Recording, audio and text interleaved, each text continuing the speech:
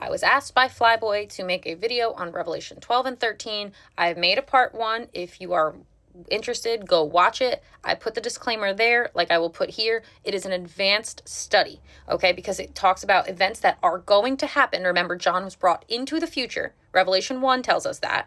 So these are events that are going to come to transpire at the end here in like 20, 30, 40 years, but also recaps events that have already happened. And so it plays with time, it plays with symbology, right? And so if you don't understand the history of the Old Testament, symbolism, time, you're going to have a hard time with it, okay? So I'm going to try to take it as slow as possible. I did Revelation 12 in that first video, so go ahead and check it out.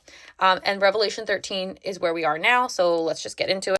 These videos are for educational purposes. If you want to know what I know, check it out. If not, pop off to comments like this can and will be used for educational purposes. Let's get into the Bible. So Revelation 13, this is where we left off.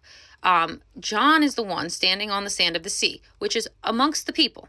And he sees the beast rise up out of the people, having 7 heads and 10 horns, upon his horns 10 crowns, upon his heads the name of blasphemy. This is a political, economic, one-worldism system that the Antichrist is going to run that we see talked about in Revelation 12 as well. Okay, so this is the hallmark of what's going to happen at 666. And the beast which I saw was like unto a leopard, and his feet were as of a bear, and the mouth of a lion, and the dragon gave him his power and his seat and his great authority. This is not a literal animal, okay, guys? This is the components of a very powerful system. John is trying to explain here that it's fast, right? And that it's loud, and that it's powerful, and it's got great authority. It's going to be very hard not to succumb to this system. And one of the heads of the system was wounded almost to death, but his deadly wounds healed, and all the world wondered after the beast, right? This system almost doesn't come to fruition, and then it gets healed, and it all comes together in a way that impresses the people. Okay, now what this is going to look like in real time is chaos and then peace. And they worship the dragon, which gave power unto the beast. And they worship the beast, saying, who is like unto the beast? Who can make war with him? Right? So this one world economic, political system, which has already been in place for it's already been coming together, almost doesn't work. And then the Antichrist comes, fixes it, and everyone's so impressed by the system and by the Antichrist. And again, this is all 666, guys. This is the 6 seals, 6 trumps, 6 vial. If you have ears to hear, hear it. If you have eyes to see, check it out. And there was given unto him a mouth speaking great things and blasphemies, and power was given to him to continue 42 months. Okay, this is the time of tribulation. 42 months is 3.5 years' time, which gets shortened for the elect's sake, as Jesus tells us in the Gospels. And he opened his mouth in blasphemy against God, to blaspheme his name and his tabernacle and them that dwell in heaven, right? He hates God. He hates the people who have been with God. He hates the children of Israel, which we saw in Revelation 12. He wants to deceive the people, and it was given him power to do so. He makes war with the saints. Again, the saints are just people who have died for Christ, who are up there with him already, and to overcome them. And power was given him all kindreds and tongues and nations, right? And all that dwell upon the earth shall worship him, whose names are not written in the book of life of the Lamb slain from the foundation of the world. So this, again, is important to pay attention to. This is during tribulation time.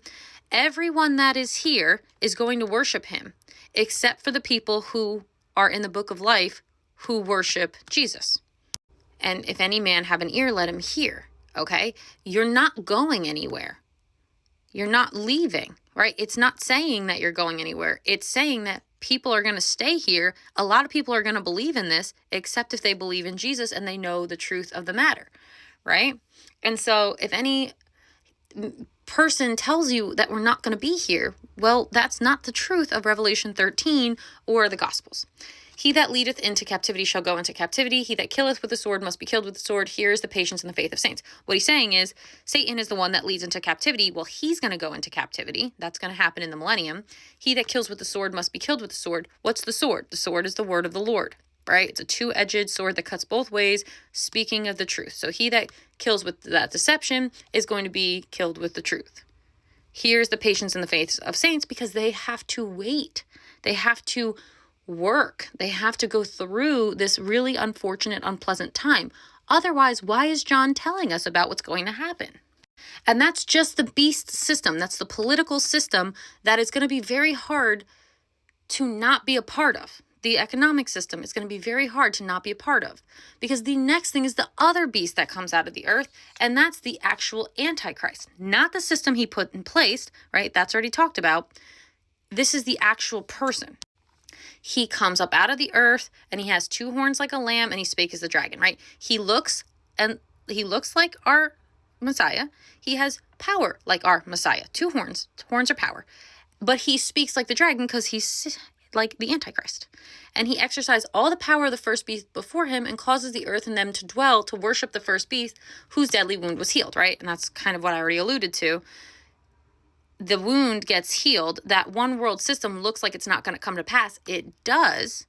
And people partake of the system, and they start to worship this guy, right? He does great wonders so that he makes fire come down from heaven and earth in the sight of man, and he deceives them that dwell on the earth by the means of those miracles which he had power to do in the sight of the beast, saying to them that dwell on earth that they should make an image to the beast which had the wound by a sword and did live. Okay? Which is to say that he is supernatural. This is how we know he's not here yet. We have not a one world economic system yet. That hasn't happened. So we know this hasn't happened yet. This is events that are to come. And he has power to give life unto the image of that beast, that the image of the beast should speak and cause as many as would not worship the beast should be killed. Okay? And again, this is not a physical death. This is a spiritual death. People have been killed for Christ for thousands of years. Okay? If you do not think about it as like an exiling, right? It's very hard to go against the multitude without being cast off to the side, right? That's really what ends up happening here, guys. He causes all, both small and great, rich and poor, free and bond, to receive a mark in their right hand or in their foreheads. This is not, I know everybody wants to think this is a literal mark, and hey, maybe it's going to be, but ultimately, Deuteronomy tells us the right hand and the forehead are where we put our belief system. God himself tells us that. God himself in Deuteronomy tells us to put his commandments in our hand and our forehead, because that's how we do our work. The right hand is symbolic of your strength, your power, your works, and your forehead is symbolic of your belief system. So what you see here is an Antichrist figure using the political and economic system to enslave everybody to that system so that no man can buy or sell save he has the mark or the name of the beast or the number of his name. Here is wisdom. Let him that hath understanding count the number of the beast, for it is a number of a man, and his number is 666. 666, sixth seal, sixth vial, sixth trumpet. Okay? That is the timestamp of what's going to happen. When we get to the 6th seal, the 6th trumpet, and the 6th vial, we are going to be in this tribulation time where people are fighting against